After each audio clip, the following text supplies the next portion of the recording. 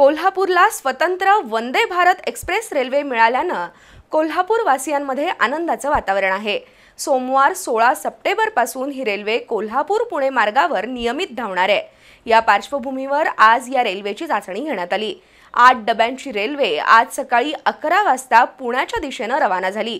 गेली 2 वर्ष सुरू असलेल्या खासदार धनंजय महाडिक यांच्या पाठपुराव्याला यश येऊन आज वंदे भारत एक्सप्रेस कोल्हापूर रेल्वे स्थानकात दाखल झाल्यानं अनेकांनी हा क्षण टिपण्यासाठी रेल्वे स्थानकात गर्दी केली होती।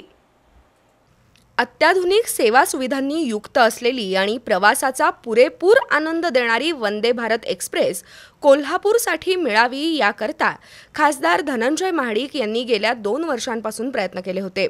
दरम्यान 8 दिवसांपूर्वी हुबळीहून निघणाऱ्या वंदे भारत एक्सप्रेसला कोल्हापूर थांबा देण्याचा निर्णय रेल्वे प्रशासनाने घेतला होता।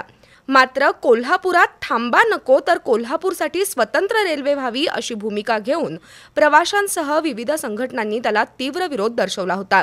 त्यानंतर खासदार धनंजय महाडिक यांनी पाठपुरावा करून कोल्हापूरसाठी स्वतंत्र वंदे भारत एक्सप्रेस मंजूर करून आणली। सोमवारपासून ही रेल्वे नियमितपणे आठवड्यातून 3 दिवस पुण्यासाठी धावणार आहे।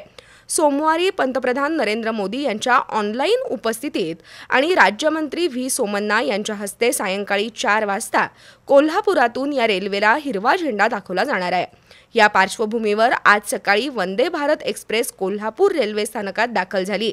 त्यानंतर 11च्या सुमारास 8 डब्यांची ही रेल्वे प्रवाशांविना पुण्याकडे रवाना झाली। आज कोल्हापूर पुणे मार्गावर या एक्सप्रेसची चाचणी घेण्यात आली।